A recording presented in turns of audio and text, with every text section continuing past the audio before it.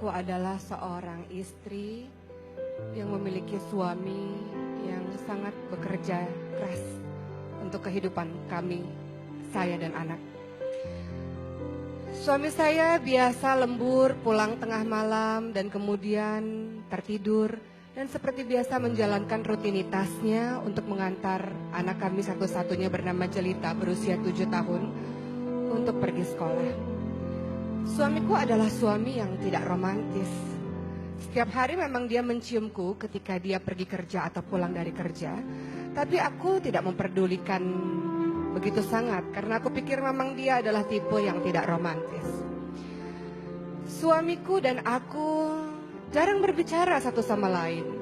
Ketika kami berada di meja makan, seringkali dia sibuk dengan handphonenya, pun aku sibuk dengan handphoneku. Tapi rumah tangga kami baik-baik saja. Aku bisa bermanja-manja dengannya dan dia memenuhi semua permintaan-permintaanku. Sampai suatu ketika, suamiku yang bernama Mario ini sakit. Pencernaannya sakit sehingga ia harus dirawat di sebuah rumah sakit di ruang ICU. Ketika aku merawat dan menemaninya sehari-hari, salah seorang wanita datang untuk menjenguknya. Wanita yang belakangan aku tahu bernama Meisha ini adalah temannya dulu ketika masih kuliah, teman suamiku. Namun ada yang berbeda dari Meisha. Wajahnya biasa saja, rupanya biasa saja, tapi matanya memancarkan kehangatan. Dan setiap kali Meisha berbicara, senantiasa mulut yang keluar, kalimat yang keluar dari mulutnya adalah kalimat-kalimat yang mungkin saja setiap orang yang mendengarkan akan jatuh cinta pada Meisha. Dan aku merasa ada yang berbeda dari mata suamiku ketika memandang Meisha. Pendar mata yang tidak pernah aku lihat sebelumnya. Bahkan suamiku tidak pernah melihatku dengan pandangan seperti itu. Aku baru tahu Meisha bertemu dengan suamiku 5 bulan yang lalu dalam sebuah pekerjaan. Dan aku ingat-ingat 5 bulan yang lalu suamiku juga sangat baik. Memberikan perhatian yang luar biasa terhadapku dan tak jarang memberikan banyak sekali barang-barang baru untukku. Beberapa saat kemudian hari terus berjalan dan Meisha kembali lagi untuk menjenguk suamiku. Saat itu aku sedang menyuapi suamiku dan aku merasa sangat kesal karena suamiku tidak juga mau makan. Tubuhnya semakin lama semakin mengurus dan Meisha memberi isyarat padaku untuk memberikan piring tersebut ke tangannya. Dan aku pun menyerahkan begitu saja pada Meisha. Meisha mulai menyuapi suamiku. Dan makanan itu habis. Suamiku memakan setiap suapan dari tangan Meisha. Hatiku sakit sekali melihat pemandangan itu. Kenapa dengan tanganku sendiri suamiku tidak mau untuk menghabiskan makanannya. Tapi di tangan Meisha dia mau menghabiskannya. Kemudian aku merasa bahwa rasa sakit ini lebih sakit daripada aku memeluk tubuh suamiku dan suamiku membelakangiku. Aku berharap suamiku mau menciumku, tapi dia tidak juga mengunjungku. Ini jauh lebih sakit rasa itu. Dan hati ini lebih sakit rasanya dibanding ketika aku melahirkan anak Mario, anak suamiku itu dengan operasi sesar. Rasa sakit ini lebih sakit rasanya dibanding aku dicueki olehnya ketika dia sibuk dengan laptopnya atau dengan handphonenya. Aku sakit sekali melihat pemandangan di depan mataku suamiku disuapi oleh gadis lain. Kemudian, aku tak punya alasan untuk membenci Meisha. Meisha adalah gadis yang sangat baik, wanita yang sangat baik. Dia sering membawakan makanan untuk aku dan anak-anak di rumah sakit. Suatu ketika Meisha pun pernah menjenguk suamiku dan ia datang dengan suaminya dan anak-anaknya. Maka apa alasan aku untuk membenci wanita yang sangat baik tersebut? Di suatu sore, ketika hujan rintik-rintik, aku pulang sebentar dan aku bertemu dengan anakku Jelita di rumah. Dan anakku mengatakan, "Mama, aku baru saja menemukan passwordnya ayah. Dan Mama lihat, ayah lagi kirim-kiriman email dengan Tante Meisha.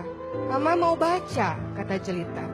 Maka aku pun membaca email yang dikirimkan oleh Mario suamiku terhadap Meisha. Dan apa isi dari email tersebut? Suamiku mengatakan, "Meisha, kau tahu, sudah lama aku memendam rasa cinta terhadapmu. Terima kasih Meisha yang telah hadir dalam kehidupanku. Dan kau satu-satunya yang ada dalam hatiku. Aku tidak tahu apakah aku mencintai istriku atau tidak.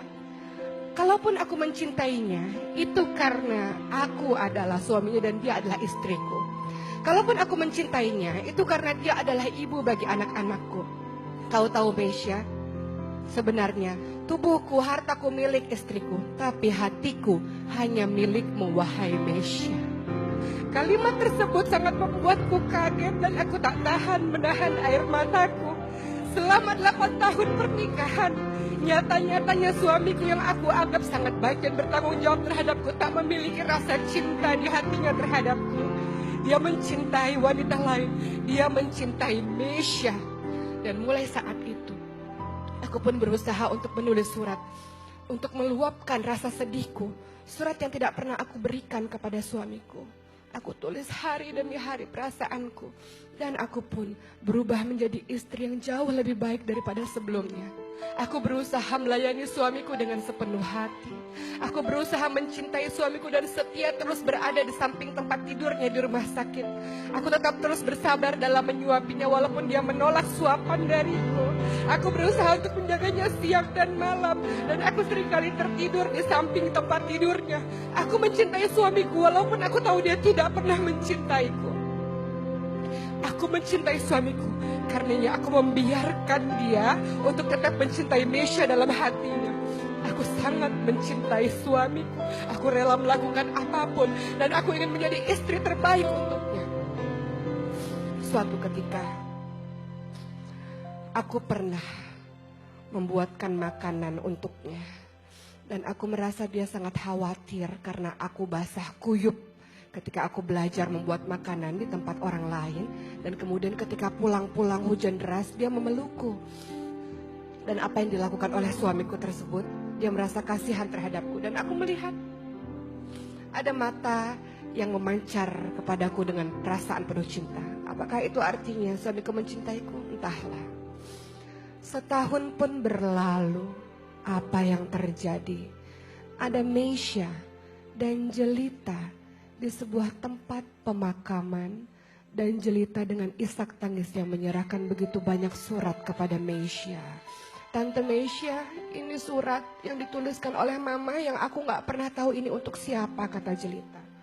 Maka Mesya pun mulai membuka surat demi surat yang nyatanya surat tersebut ditujukan kepada Mario, sang suami Rima ini. Di dalam surat tersebut, sang istri Rima ini menulis, suamiku, aku teringat beberapa tahun yang lalu kita bertemu dalam sebuah kantor. Aku merasa aku begitu jatuh cinta padamu dan aku merasa engkau pun membalas cintaku. Suamiku, engkau tahu betapa aku sangat overprotective terhadapmu karena aku sangat mencintaimu. Aku sangat posesif terhadapmu. Aku ingin selalu tahu di mana engkau berada dan aku selalu ingin engkau senantiasa bersamaku. Tapi suamiku, aku baru menyadari bahwa semua yang terjadi dalam pernikahan kita adalah tidak seperti terlihat. Bahwa ternyata engkau tidak mencintaiku, suamiku. Tapi tidak apa-apa. Setelah aku tahu itu, suamiku, aku berjanji aku tidak akan pernah bertengkar dengan ibumu lagi. Aku berjanji jadi istri yang terbaik. Tapi sampai akhir, wahai suamiku, aku tidak pernah melihat mata itu memandang cinta terhadapku. Sebaliknya, aku melihat matamu selalu berbinar-binar ketika melihat Mesya. Suamiku, aku tahu sejak engkau bertemu dengan Mesya, aku melihat engkau sangat baik terhadapku. Engkau memberikan semua yang aku suka. Aku tahu suamiku, walaupun engkau tidak mencintaiku, engkau berusaha untuk bersikap baik padaku. Karena engkau adalah laki-laki yang mengagungkan pernikahan. Engkau laki-laki yang memegang teguh dalam komitmen pernikahan, walau hatimu tidak bersamaku. Maka suamiku, pada hari ini adalah hari pernikahan kita. Aku tidak ingin terjadi seperti 1 tahun yang lalu ketika engkau pulang dengan larut malam.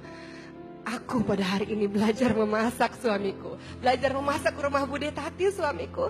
Aku menaiki motor dengan hujan yang sangat deras. Aku berharap membuatkan makanan terenak sedunia untukmu, suamiku. Aku berharap engkau bisa mencintaiku setelah merasakan makanan buatanku itu. Namun ketika aku sampai di rumah, kemudian aku melihat bahwa engkau merasa khawatir terhadapku. Aku kaget melihatnya, suamiku. Karena aku tahu aku tidak pernah melihat pandangan itu terhadapku. Dan apa yang terjadi, engkau memelukku. Dan engkau merasa sangat khawatir terhadapku. Aku melihat ada pendar-pendar cinta di matamu. Benarkah itu, wahai suamiku? Ketika Mesya menutup surat tersebut, maka berlinanganlah air matanya. Jelita, sang anak ini mengatakan, Tante Mesya, engkau tahu, mamaku pada saat itu sedang mengendarai motor dan menjemputkan aku ke sekolah. Lalu mama memarkir motornya di samping jalan. Mama dengan wajah bahagia dan sumringah berjalan menyeberang untuk menjemputku. Namun ternyata ada mobil yang sangat cepat berjalan dan kemudian menubruk badan dari ibuku. Menabrak badan dari mamaku dan kemudian mamaku terpental, wahai Tante Mesya. Dan aku sempat melihat badannya bergerak-gerak sedikit dan melihat ke arahku sampai akhirnya ia memejamkan mata untuk selama-lamanya. Mamaku sudah tidak ada lagi, wahai Tante Mesya. Maka Mesya pun tidak sanggup lagi menahan air matanya. Kemudian ia mengambil surat di dalam tasnya, surat yang sudah dia print, email dari sang Mario ini, dari suami istri yang telah meninggal ini. Surat yang sejatinya ia mau memberikan kepada Rima. Apa isi surat itu? Mesya, aku baru menyadari setahun belakangan ini istriku telah berubah menjadi istri yang sangat baik. Kau senantiasa menyarankan aku untuk mencintai istriku. Maka ketika itu dia pulang dengan keadaan basah kuyup dan aku sangat khawatir terhadapnya. Wahai Mesya, engkau tahu aku berniat untuk membelikan mobil untuknya agar dia tidak kehujanan lagi. Bukan karena dia adalah ibu bagi anak-anakku, tapi karena aku baru merasa dia adalah belahan jiwaku. Ya Mesya, aku sudah jatuh cinta pada istriku. Terima kasih Mesya, aku bisa melupakanmu. Aku mencintai istriku. Surat itu di tangan Mesya bergetar. Ia ingin menyerahkannya kepada Rima, tapi Rima sudah tidak bisa lagi untuk membaca surat tersebut. Dan Mesya pun mengarahkan pandangannya kepada laki-laki yang bernama Mario yang memeluk sangat erat nisan dari seorang istri yang telah diabaikannya selama ini. Maka Mario memeluk nisan itu dengan sangat kuat dan ia menangis sejadi-jadinya tanpa berucap sepatah kata pun. Lihat, akulah suami, kata Mario, orang yang memang telah berselingkuh pikiran dan hati, memikirkan wanita lain, bukan memikirkan istriku sendiri. Maka Mario pun terus menangis dan Mesya mengatakan, lihat, inilah kisah bagaimana baru merasakan cinta yang sangat dahsyat ketika orang itu telah tiada. Kisah ini mendatangkan pembelajaran berharga untuk kita. Mungkin kita tidak berselingkuh secara fisik, tapi pikiran dan hati kita memikirkan pria lain. Pikiran dan hati kita memikirkan wanita lain. Rumah tangga yang sejatinya di dalam Al-Quran dikatakan sebagai mistakon walizo, sebagai seorang perjanjian, sebagai sebuah perjanjian yang kokoh. Kemudian kita nodai dengan apa? Dengan kita memikirkan orang lain. Ingat, pernikahan adalah perjanjian, adalah amanah. Bagaimana kita sejatinya berusaha mencintai pasangan kita karena dia yang terbaik. Karena dia jodoh yang terbaik yang diberikan oleh Allah Subhanahu wa Ta'ala. Maka hindarkan diri kita dari memikirkan orang lain, memikirkan orang yang haram untuk kita, dan senantiasa luruskan pikiran kita, hati kita untuk mencintai suami, untuk mencintai istri yang dihalalkan Allah untuk kita. Insya Allah mudah-mudahan kita menjadi pasangan yang saling menjaga kesetiaan satu sama lain. Maka kehidupan rumah tangga sakinah, mawaddah, warohmah insya Allah mudah-mudahan menjadi pembelajaran.